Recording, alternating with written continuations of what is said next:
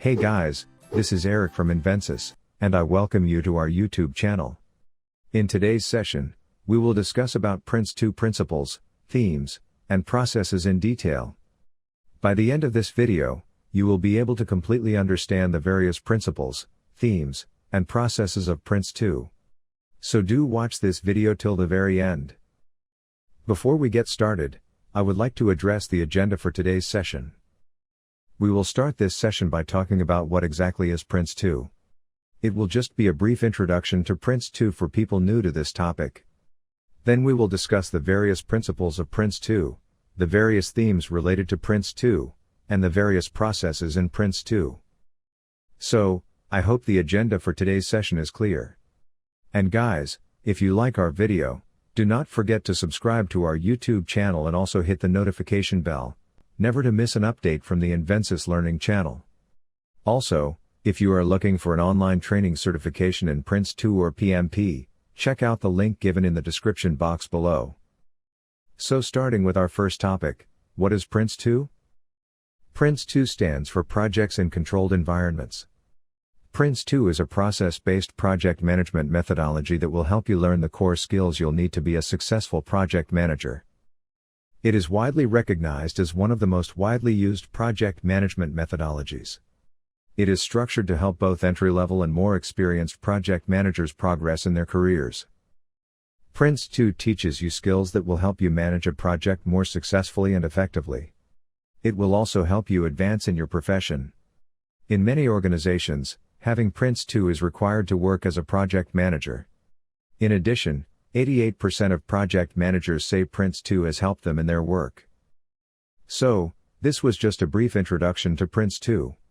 Now, let us start with the main topics for today and talk about PRINCE2 principles, themes, and processes. Starting with PRINCE2 principles. There are 7 core principles, which are: continued business justification, second is defined roles and responsibilities, third is focus on products, fourth is learn from experience, the fifth is manage by exception, sixth is manage by stages, and seventh is tailor to suit the project environment. Let us talk in detail about them one by one. First is continued business justification. The PRINCE2 project requires continued business justification. So, every project requires a business case, which means that the reason for starting the project makes sense from a business perspective, and there should be a very clear return on investment. The business case document describes the entire business case, showing why the project needs to be run, the costs, expected benefits, and completion time. This information is also known as business justification information. Business case documents are one of the first documents created in a project, so you will not be able to start some of the projects, which is of little use to your company. Also, the legitimacy of the business is then reviewed throughout the life of the project. This review can be done at the end of each phase. Now, projects that have begun to comply with the new law also need justification. For example, the cost of violating a new law can affect a company's market share or cause the company to lose customers. The principle, continued business justification, supports the need for documented justification at the start of a project and during a project so that decisions are to be made with business value in mind. In addition, business cases are regularly reviewed during the project to verify the eligibility of a going concern. Second is, defined roles and responsibilities. In every project, people need to know what they are doing, their roles and responsibilities, and expectations from others. It is a very important principle to be implemented right from the start. PRINCE2 states that the project needs to define and agree on roles and responsibilities within an organizational structure that incorporates the interests of business, users, and supplier stakeholders. According to PRINCE2, the project has 3 major actors. They are business sponsors, users, and suppliers. Now, the business sponsors make sure the project delivers value for money. Users are the common people who can use the product as soon as it is created and enjoy the benefits. Next, the supplier provides the resources and expertise for the project to produce the product.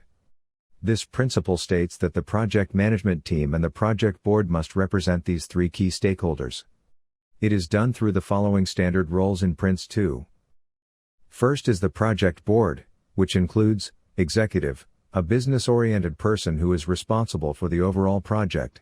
Next is senior users, which is one or more people representing the needs of end users on board, and then senior supplier, which is one or more people representing the supplier's interests. So these were the project board members. Next, we have project assurance, which protects the interests of key stakeholders. Change authority, determine part of the change request on behalf of the project board. Next is the project manager, responsible for ongoing project management on behalf of the project manager and project board. Next, the project supports, who support project managers in project management activities. Finally, we have the team manager, which is one or more personnel responsible for ensuring quality and other production variables within the team. The third is focus on products. A proper project product description will assist in guiding the project, setting realistic expectations, and providing the essential products. So this principle is all about focusing and providing all the necessary products or materials required in the project. A PRINCE2 project focuses on the definition and delivery of products, in particular their quality requirements, according to the PRINCE2 guidebook. A good product description clarifies the objective, content, derivation, format, quality requirements, and quality process. It's also easier to figure out resource needs, dependencies, and activities with a strong product description. It will be difficult if the product is not properly described. Every project participant can have different ideas about what the product should be.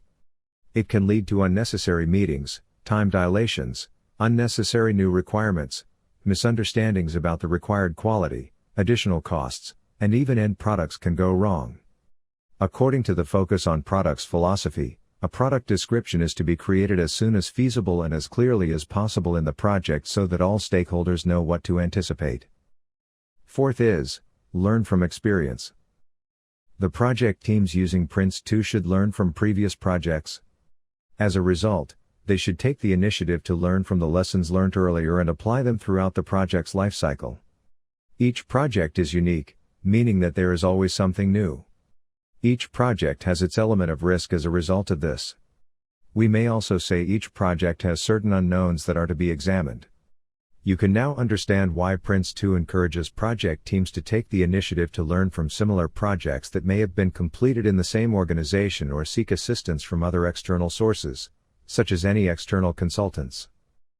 Learn from experience applies throughout the project's life cycle, from the beginning to the end, from starting a project to closing a project. Also, any project-related learnings are to be documented in the lessons log, so that the lessons are documented and passed on in future initiatives. PRINCE2 also argues that instead of waiting for someone else to give lessons learned, it is the obligation of everyone working with the project to seek them out. Fifth is manage by exception. Each level of the project organization uses manage by exception to manage the level below it. The layer below should only inform the management layer above if a major problem exceeds its tolerance. The PRINCE2 term for a major problem is exception, which indicates that the problem is beyond the agreed upon tolerance. Let me explain it in simple words. Now, it is a word that most individuals who are new to PRINCE2 will not be familiar with. So, I'll start with a simple explanation and then give you the PRINCE2 definition for better understanding. When it is a matter of time, cost, and scope, the project manager has considerable tolerance before they notify the project board that there is or could be a problem. For example, expenses could fluctuate by 10%.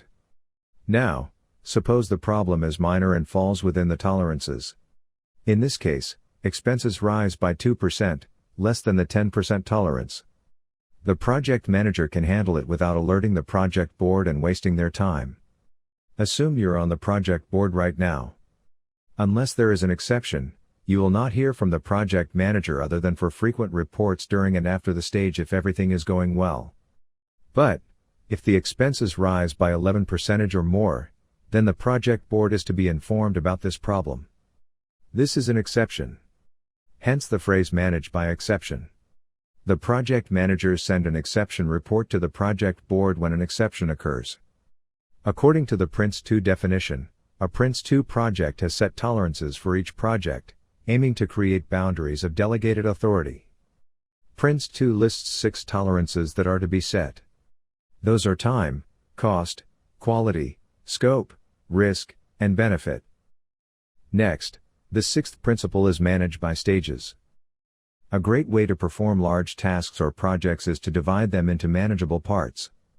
In PRINCE2, these manageable blocks are called stages, or these are called management stages. A PRINCE2 project is planned, monitored, and managed in stages. The project board separates these management phases into decision points known as control points. At the end of each phase, the project committee evaluates the progress of the last phase, the business case, and the plan for the next phase and decides whether to proceed to the next phase or make any more changes in the current phase. Instead of one big project, many project phases give the project committee more control over the project, but it also requires more work. Fewer project phases indicate that senior management has less control and work on the project committee. Working in stages has advantages and is a good approach to project planning for the following reasons, such as: you can divide your project into several manageable parts, which will be easier to manage, and if there is any problem, it is easier to find and solve it. Next, have a high-level project plan and a very detailed phase plan for the entire project. Next, ensure that planning for future phases is learned from previous phases. For example, if your team delivers a product faster than expected, you can consider this when planning your next level. A project has at least 2 management phases, a start phase and an additional management phase. The project completion process is the final part of the second phase of a 2-stage project. To conclude this principle, it can be said that the PRINCE2 project is planned, monitored, and managed in stages. The 7th principle is tailor to suit the project environment. Tailoring is the process of effectively applying an approach to a project to achieve a good mix of project control and minimal administration. It means your project is being tailored to suit your project's environment. While doing this, the size, environment, complexity, importance, capacity, and risk of a PRINCE2 project is to be considered. For example, if your project is small, such as hosting a workshop for 10 people, or huge, such as building a power plant, you should customize PRINCE2 to fit the project's needs, as PRINCE2 can be used for every sort of project. Tailoring is used to achieve the following goals. First is to verify if the project method is appropriate for the project setting. Next is to determine if the project's controls and methods for measuring progress are appropriate for the project's size, complexity, importance, capability, and risk. Now, many people believe they don't need a project management approach because their projects are too little or the process has too much overhead. However, they don't comprehend that they can, and should, customize the project technique to their project rather than increasing the project's complexity to fit PRINCE2. People's initial impression of tailoring involves picking elements from the PRINCE2 approach and applying them to a project. But, these bits become isolated, and the project no longer qualifies as a PRINCE2 project. The goal is to use a degree of project management that does not overload the project while providing adequate control. Some of the things you'll think about are: what are the best ways to adapt the themes? Which terms or languages are to be incorporated? Is it necessary to change product descriptions for administration goods to make them more understandable to stakeholders? And many more. You might also think, is it necessary to change the PRINCE2 project role descriptions, for example, to align with current standards? Now, to do tailoring, some level of tailoring knowledge and expertise is required. If you are new to PRINCE2 or project management in general, the issue of tailoring might be tough to comprehend. Just keep in mind that tailoring does occur. As you have more expertise with PRINCE2, it will become simpler to comprehend. If you've previously worked on a project, a smart place to start is by asking the project manager what they would do differently if they had to do it all over again. If you have solid project management and PRINCE2 expertise, tailoring projects for PRINCE2 becomes considerably easier. So you might be wondering now what all should be tailored in a project. You can tailor major project parts such as the themes, terms and languages, management products, roles and responsibilities, and processes. So let us talk a little bit more about them. Themes. Themes are usually tailored, especially through the customization of management strategies. Terms and language. Each company might have its own set of terms and language. A project brief, for example, is often referred to as a project charter, while a business case is sometimes referred to as a project case. It can be good to use these phrases instead of PRINCE2 terminology during the project. Management products. PRINCE2 provides management products to help with project management. It may be adjusted to fit the way a business operates. For example, a project that works with various items may require a distinct configuration items record template. Roles and responsibilities. Although PRINCE2 has standard roles descriptions, they are customized for each project. For example, if a company does not have project support, the project manager will need to find someone else to handle configuration management. Another example is if an organization has a project management office and a person responsible for benefits management approach, the task should be transferred. Processes. All processes should be customized, however, they vary for every project. For example, a project management office may want to start a project, but instead of starting with a project mandate, it may provide an outline of the business case to the project brief. Another project may follow a feasibility study project. So, most management products produced in the first two processes may comprise the project's outputs. So, this was about Tailor to suit the project's environment and about PRINCE2 principles. Now, let us move on to our next section, which is PRINCE2 Themes. PRINCE2 themes are knowledge areas, like they provide the necessary knowledge about how to go about a specific part of the project. Here, the part of the project includes business case, planning, quality, etc. Therefore, themes are an integral part of a project that is addressed continuously throughout the project's lifecycle. So there are 7 themes in PRINCE2: business case, change, organization, plans, progress, quality, and risk. Let us discuss each of them one by one. First, starting with business case, the purpose of the business case theme is to provide a structure to decide if the business case is desired, viable, achievable, and worth the continuing investment made during the project. The business case gathers data to help management decide if a project is desired, practical, doable, and worth investing in. Now, unless it is given by corporate or program management, the business case is usually generated during the starting a project process. It is then kept up to date during the project's life cycle. So now, let us talk about the content of the business case. The content of the business case includes the reason for the project's total cost estimation, the risks associated with the project, and the project's benefits. In addition, it contains the following parts. First, we have an executive summary, a shorter summary of the business case, usually made for the upper management. The second point is, it should include the reasons for doing the project. The third is business options. Now, according to PRINCE2, 3 options are considered concerning any investment. The first of the 3 options is to do nothing, in which nothing much is to be done. For example, a natural calamity occurs during a project, and the project is affected by it. Now, in this scenario, nothing much can be done. Next is, do the minimum, which as the name suggests, some actions are to be taken, and for doing this, a detailed business analysis showing all the cost factors, changes factors should be presented. Next is to do something, which means some actions are to be taken to minimize the loss. This option would also normally require a detailed business analysis. The fourth content of the business case is expected benefits, which should contain a list of every benefit and how to measure those. The fifth content of the business case is expected disbenefits. A disbenefit, according to PRINCE2, is an outcome that is seen negatively by one or more stakeholders. It can also be known as a negative side effect. Next is timescales, which includes the project's start and end time and when the benefits are realized.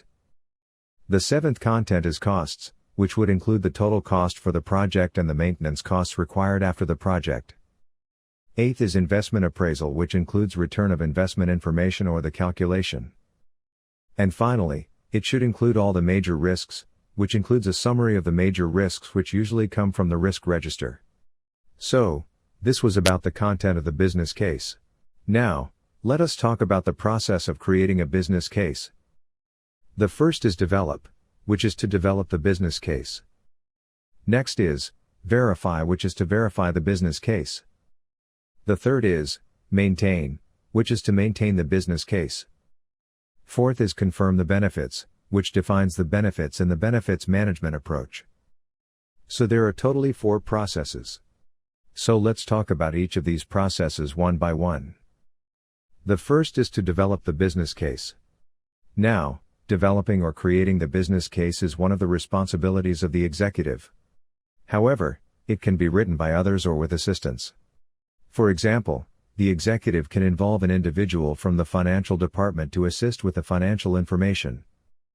Now, this process happens before the project starts. The outline of the business case is normally included in the project mandate document and explains why the project is necessary. Next, at the starting of a project process, the content for the business case is obtained from the project mandate and pasted into the outline.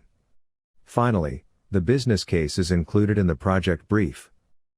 Next, during the initiating of a project process, the executive normally extends the outlined business case document into the business case document with the support of others, and it forms part of the project initiation documentation. The second process is to verify the business case. It refers to determining whether or not the business case is effective. The project board does this verification several times or at several points during the project. For example, point 1 is at the end of the pre-project or starting a project procedure. Point 2 is at the end of the project initiation procedure. Point 3 is in the managing a stage boundary procedure at the start of each new delivery stage. Anytime the business case is revised or evaluated, there are additional verification points. The project manager will verify for a continuous business reason during the stage boundary procedure when an exception occurs. To say it in simple words, the business case is used to support the project's continued viability. The third process is to maintain the business case. Maintaining the business case entails maintaining the business case up to date as a live document to reflect current project events. It is done throughout the risk or issue assessment process or at the end of a stage. A rise or decrease in cost, new information on issues and risks, and so on are examples of common changes. So, if you have this question, when should the business case be updated during the project? The answer is, at the end of each step, you should update the business case. Since you will have the real cost of the previous stage, maybe even the revised cost of the next stage, and any information on issues and risks. The fourth process is to confirm the benefits. Benefits are identified and noted at the start of the project in the benefits management approach and the business case. Next, you must indicate how the benefit is evaluated and when the benefit is recognized. Now, the benefits management approach is where you'll find all this information. Most benefits are recognized after the project is completed, although some are gained during the process. This step, confirm the benefits, examines if the anticipated benefits have been achieved. So this was about business case. Now, let us move on to our next theme, which is change themes. The change theme is concerned with on-demand progress and issues during the project. Again, the goal isn't to avoid changes, rather, it is to agree upon them before they are executed. The change theme also describes what are the roles and responsibilities of the executive and the project board. The information in the change theme is designed to assist you in identifying, assessing, and controlling any possible modifications to previously authorized and baseline products. The change theme is not just for dealing with change requests but also for dealing with problems throughout the project. In reality, it's more accurate to state that the change theme establishes a standard approach to issues and change management. Now, we know change is unavoidable in any project, and all projects require a method for identifying, assessing, and controlling concerns that might lead to change. This topic outlines a method for managing issues and changes. Now, PRINCE2 has 6 management products that are used to control issues, changes, and configuration management. First is Change Control Approach. This document outlines the project's approach for dealing with issues and modifications, for example, how to identify products, how to control them, and how to do status verification. Second is Configuration Item Record. Each product used in the project provides a collection of data like metadata. For example, The central desk in a library will have information about the books like the location, the number of the books, etc. In the same way, this is a record of the product used in the project. Third is the product status account.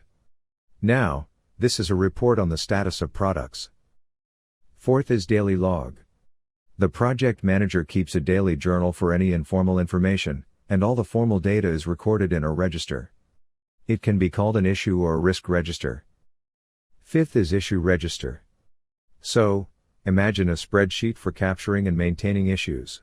Sixth is an issue report, which refers to a report that goes into great detail about a specific problem.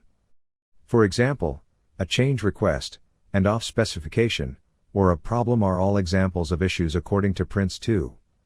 An issue report might also include descriptions of similar concerns, so they aren't always risky.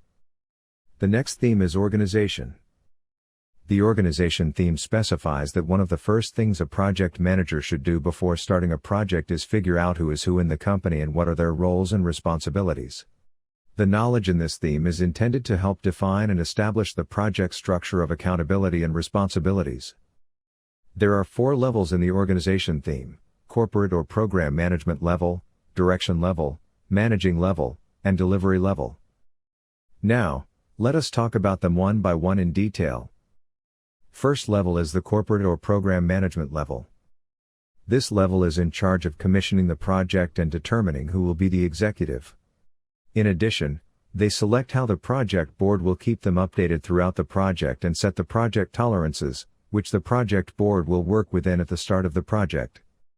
The next level, directing or the project board. The project board is in charge of the project's direction and is liable for its success. They carry out the following tasks. All resources and effective plans must be approved, such as the project plan and stage plans. Next, allow any deviation if limits are expected to be exceeded or have already been exceeded. Next, approve the completion of each stage before moving on to the next. Next, communicate with other stakeholders, such as corporate or program management. The project board's job is described in directing a project. The next level, managing or project manager. The project manager is in charge of the project's day-to-day operations. The major role of the project manager is to guarantee that the project provides the needed goods per the project's goals, which include time, money, quality, scope, risk, and benefits. The next level is delivery or team manager. The team members are in charge of delivering the project's deliverables to a high standard of quality, schedule, and budget. A team manager may be in charge of developing strategies and leading a team to generate and deliver the needed goods. The teams generate the products of the professionals in the managing product delivery process. This was about the organization theme. The next PRINCE2 theme is plans. The plans theme describes the plan for the execution of the project. It focuses on the products, the timeline, the cost, the quality, and the benefits. The plan, as you might expect, is the foundation of every project. It is produced at the start of the project and updated throughout to highlight what has been accomplished and what remains to be accomplished. To assess how well the project is performing compared to the original plan, the initial plan is compared to the current plan of the project or the plan at the end. The initial baseline signed off and dated plan is also known as the original plan. As a result, a plan must include enough information to demonstrate that these goals are met. So, there are 3 plan levels because it is almost impossible to plan the entire project at once at the start. Therefore, the 3 types of plans are project, stage, and team plans.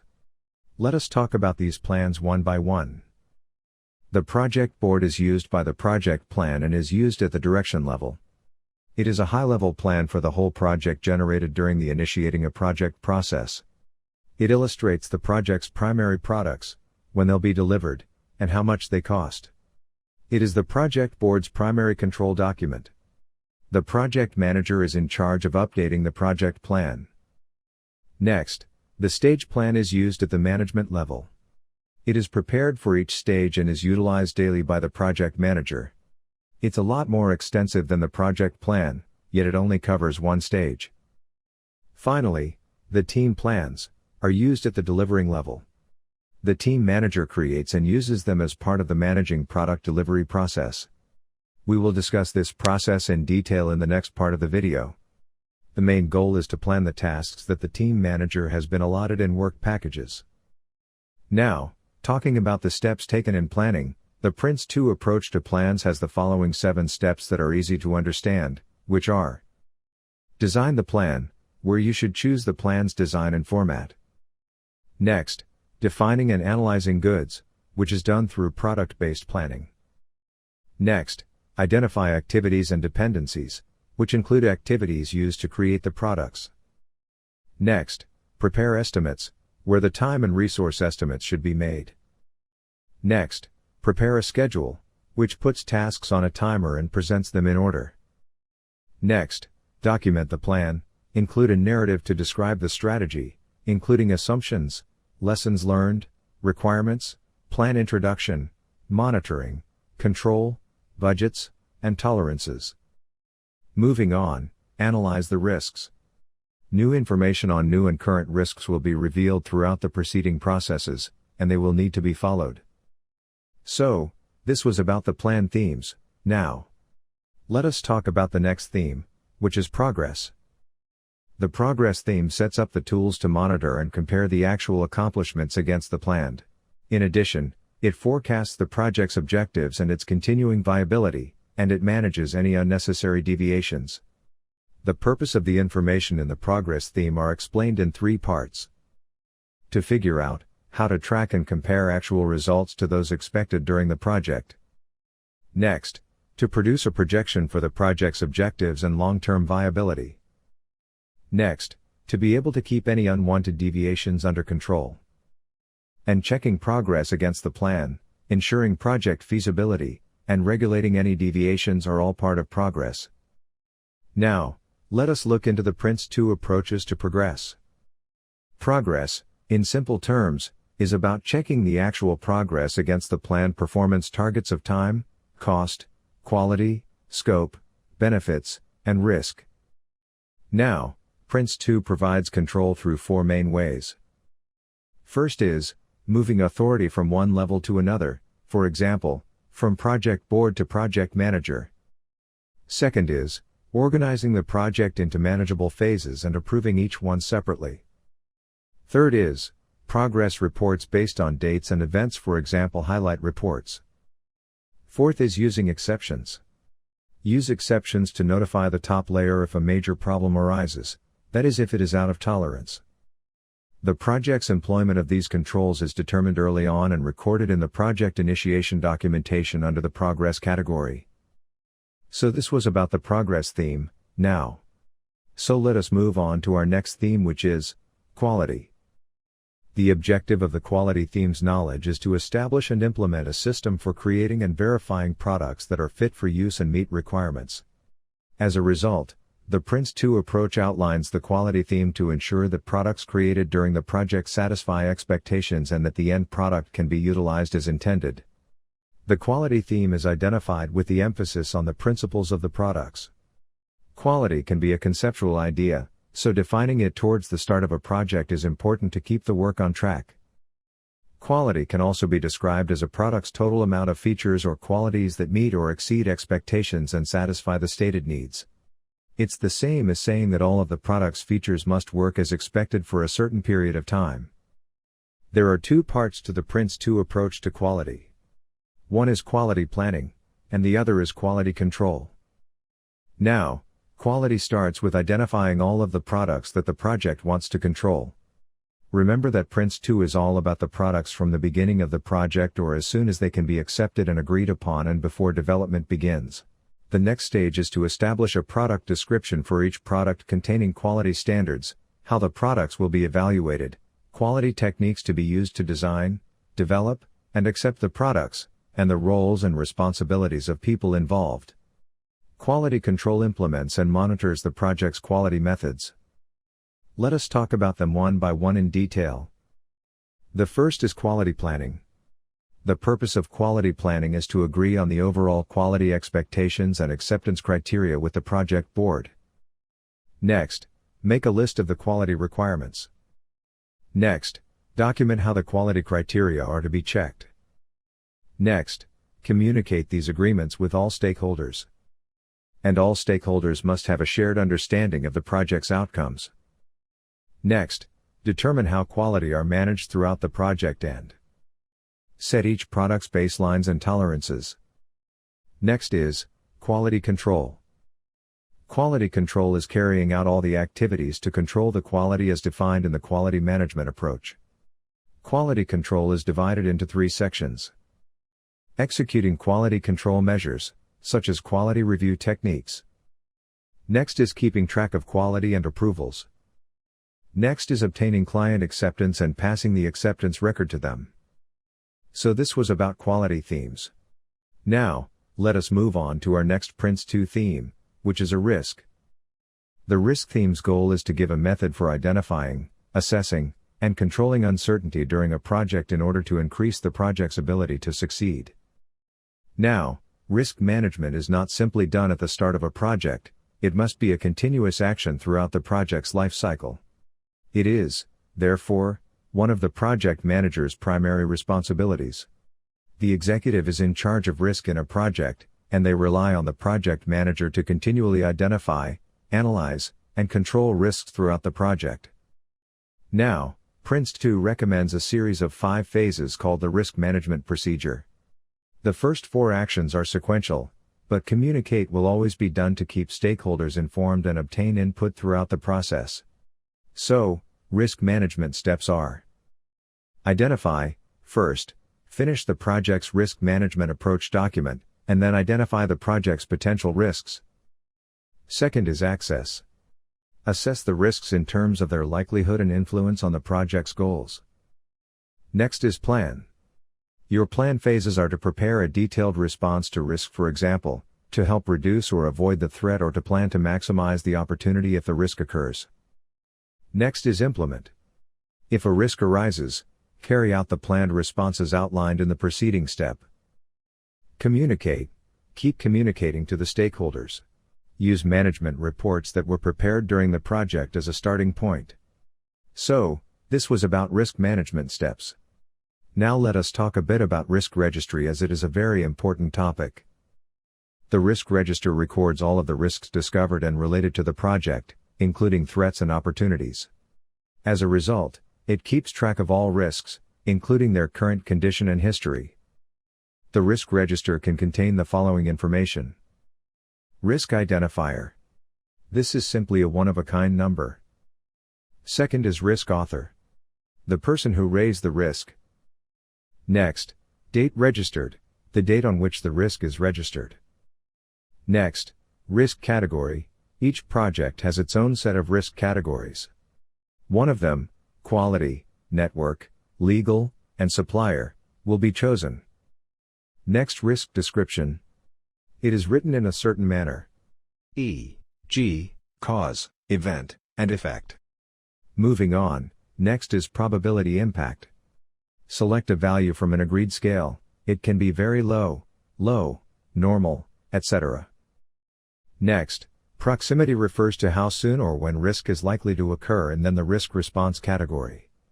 If a threat exists, define avoiding, reducing, falling back, transferring, accepting, or sharing. Decide whether to enhance, exploit, reject, or share an opportunity. Next is risk response. A list of steps to do to mitigate the risk. And then risk status. The current state of the risk is either active or closed. Finally, the risk owner, who is the individual in charge of risk management, and then risk actionee, or the person who will carry out the activities stated in the response. So, this was about PRINCE2 themes. Now, let us move on to our next topic, PRINCE2 processes. Now, a process is a group of activities that are organized to achieve a specified goal. Starting up, planning, operating, controlling, and ending a project are all covered under PRINCE2. It grouped these tasks into processes. PRINCE2 is a project management methodology based on processes. 7 steps align with the core principles and will help you complete the project. Each procedure provides a collection of actions. The PRINCE2 manual describes these actions, which assist you in directing, managing, and delivering a project. There are 7 processes in PRINCE2, which are starting up a project, initiating a project, directing a project, managing a stage boundary, controlling a stage, managing product delivery, and closing a project. Let us talk about them briefly one by one. Starting up a project is the first process in PRINCE2. It's a step-by-step procedure for ensuring that all of the prerequisites for starting the project are in place. This procedure aims to provide the project board with the information they need to decide whether or not the project is worthwhile. The procedure assumes the existence of a project mandate, which outlines the project's purpose and desired conclusion in high-level terms. Now, the objective of starting a project is to prepare for and ensure that the following tasks are completed throughout and after the process. First is a business case, also known as business reason. It should be detailed in the business case outline. However, the business case document is not finalized until the initiation stage.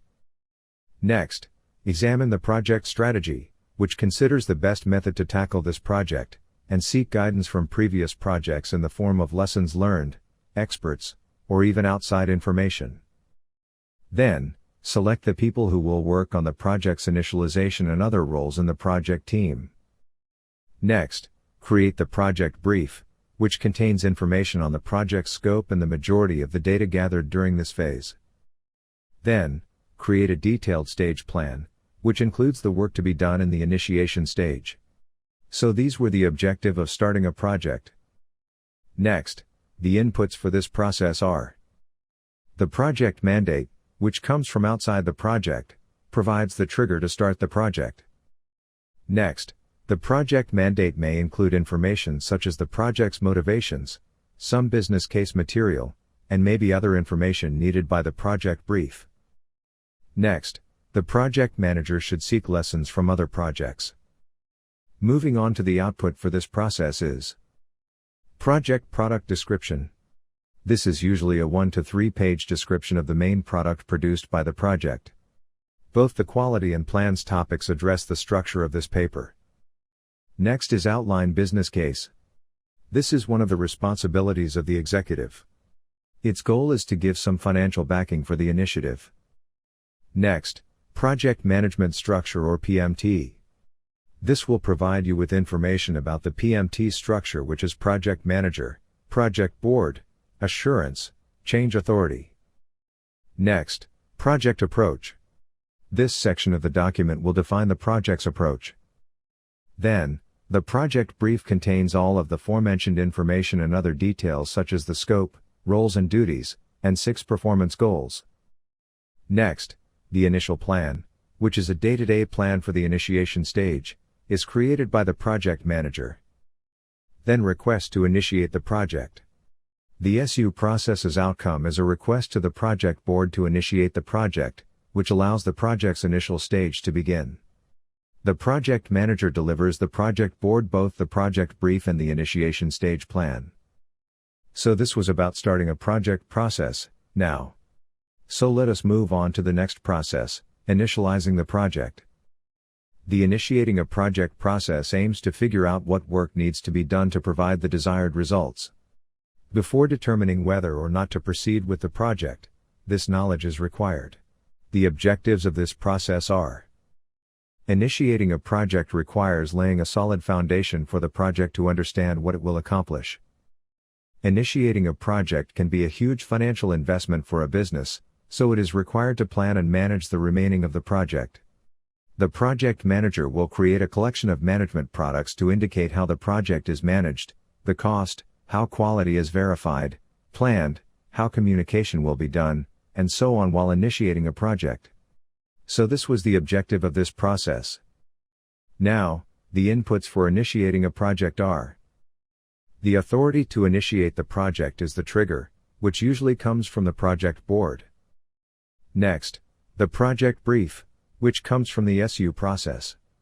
The project brief's material is expanded and updated, and included in project initiation documentation. Now, initiation stage plan comes from the starting up of a project process. Next, the outputs for initialing a project are: structure of the project management team and roles descriptions. Next, the project plan, which is a comprehensive plan for the whole project containing all product descriptions. Then, the business case, which is the responsibility of the executive, contains the facts needed to justify the project. Most often, the project manager will support the executive as part of the PID. Between the project manager and the project board, the project initiation documentation serves as a contract. Next output is an overview of how the project is managed. Then, the benefits management approach, which provides an overview of what benefits will be achieved when realized throughout and after the project and who is accountable for them. Then, request to deliver a project. The initiating a project process output is a request to the project board to deliver the project or sign off on the PID and continue the project. So this was about initiating a process. Now, so let us talk about the next process, which is directing a project. Directing a project runs from the start of the project until its closure. The project board is the target of this process. The project board administers and monitors the project through reports and controls at various decision points. The objective of directing a project process is to direct the project to decide on various parts of the project, such as initialization of the project, delivering the project's products, providing direction and control during the project, reviewing the post-project benefits, communicating the information between the corporate and program management, and closing the project. These are some of the objectives of directing a project. Next, let us talk about the activities within directing a project process. So there are 5 activities in this. They are: the first is authorizing initiation, which allows the starting of the initiation stage. The second is authorizing the project, which allows the starting of the delivery stages. The third is authorizing a stage or exception plan, which reviews the current stage and authorizes the next stage or authorizes an exception plan to complete the current stage. Fourth is giving ad hoc direction, which means the project board guides the project. Fifth is authorizing project closure, which means shutting down the project after a series of checks. It was about directing a process.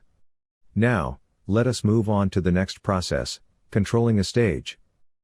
Controlling a stage defines the project manager's monitoring and control tasks for ensuring that a stage stays on track and responds to unexpected events.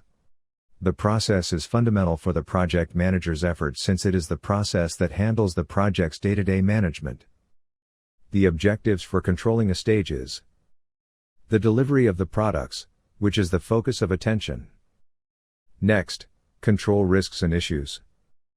Then, review the business case and deliver the stage's products to the agreed-upon quality, at the agreed-upon cost and schedule, and with the defined benefits. These were the objectives for controlling a stage. Next, talking about the inputs for controlling a stage is the project board's authorization is the trigger for each controlling a stage process to begin. The stage plan and the project initiation documentation information are the most important inputs. Next, the outputs for controlling a stage are the highlight report, used to keep the project board updated about the stage's progress. Then, the project manager monitors issues, risks, and quality regularly and changes the issue register, risk register, and quality register accordingly. Next, issue reports, which include change requests, are used to raise issues to the attention of the project board. Next, the exception report is used to report whether the stage is out of tolerance. And near the end of the current stage, the management begins a stage boundary procedure. So, this was about controlling stage processes. The next process is managing product delivery. The managing product delivery process manages and controls the work between the project manager and the team manager by imposing formal criteria on product acceptance, execution, and delivery. The objectives for managing product delivery is ensuring the following. First, the team is assigned products that have been approved and agreed upon. Next, the team knows exactly what has to be done and how much time, effort, and money it will take. Then, the next objective is that the planned products are supplied on time and within budget. Next, the project manager receives accurate progress reports from the team manager. So these were the objectives of managing product delivery. So next, the inputs for managing product delivery are First, the project manager provides the authorization to deliver a work package. Second, the information required by the team managers are contained in the work package, for example, product description, which includes the quality criteria, tolerances, description of work, frequency of checkpoint reports, etc. These were the inputs. Now, talking about the outputs for managing product delivery. First is checkpoint reports treated by the team manager regularly to keep the project manager up to date on the work package's progress. Next, the quality register is updated whenever the products have passed or failed their quality tests. In addition, the project manager may also view the quality register to check managing product process. Next, the update configuration item records. Now, configuration item records or SIR documentation is updated as product status changes. For example, the status might change from not developed to quality tested to developed, and so on. Next are approved products. Now, approved products are the products that have been created and delivered. So, according to the change control approach documents instructions, they'll be handed over. The following output is the message issued by the team manager to the project manager advising them that the work package is complete, which is known as a completed work package. So this was about managing product delivery. Now, so let us move on to our next process, managing a stage boundary. The primary purpose of managing a stage boundary process is that the project manager must update the project plan and business case, as well as establish a stage plan for the following stage, and offer a summary of the current stage's progress to the project board. Then, the project board will be able to examine the current stage, approve the next stage, review the revised project plan, and confirm the continued business justification using this information. This is the main purpose of this process. Now, talking about the objectives of managing a stage boundary. First, is to assure the project board that all current stage items have been produced and authorized. Next, review and update the standard documents, such as the project initiation documentation, business case, project plan, and risk register, if necessary. Then, in the lessons log, record any lessons which can be used for future projects. Next, prepare the stage plan for the next stage and obtain authorization to begin it. Now, there are certain activities in managing a stage boundary, which include planning the next stage, updating the project plan, updating the business case and reporting the stage end. These were the activities of this process. Now, talking about the inputs for this process. There are 3 plans for inputs in managing a stage boundary. First is stage plan. The information from the current stage plan is important and required for the end stage report. Second is project plan. Information from the project plan is required for the next stage plan, which is a part of the project initiation documentation. Third is the exception report. Information from the exception report is required for the exception plan. So these were the inputs for managing a stage boundary. Now, moving on, the outputs in managing a stage boundary. Firstly, the next stage plan, or we can say the exception plan, is created. Next, the end of stage report provides a summary of the stage's performance. Then, the business case and project plan are also updated. And next, the project manager will request the project board to proceed to the next stage or return and finish any changes in the current stage. So, this was about managing a stage boundary process. Now, let us talk about the next process to close a project. This process aims to execute a controlled close to the project.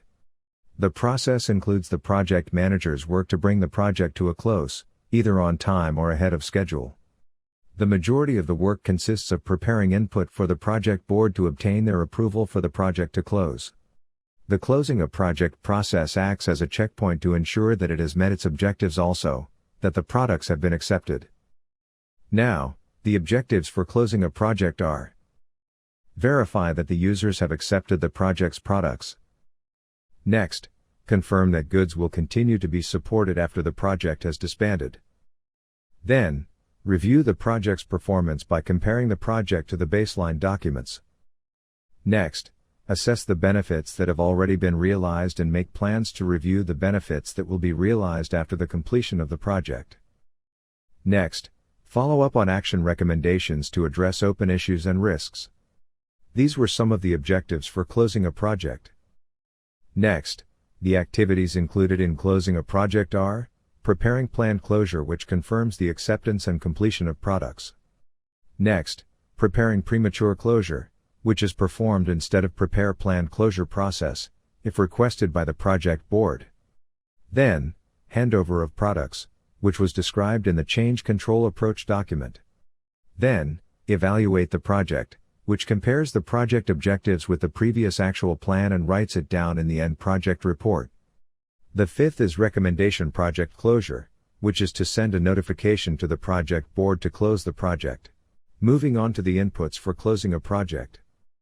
The closing a project process is triggered by two events: a natural close near the end of the project and a premature closing initiated by the project board. All other input documents are used, as the project manager wants to prepare an end project report and close the project. Next, the outputs for closing a project are: first is the lessons report, whose information comes from the lessons log. Second is follow-on action recommendations, which are comments given to individuals who support the products. Third is updated configuration item record, which ensures all the product configuration item record documents are up to date. Fourth is the updated benefits management approach, created by the project manager, who updates the benefits plan after the project is closed. Fifth is the end project report, which is a report on the project's performance, and finally, a request to the project board to send a closure recommendation by the project manager.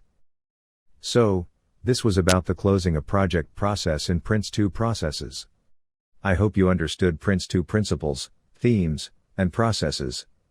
And with this, we have come to an end of this video. I hope it was helpful. Thank you. Have a wonderful day.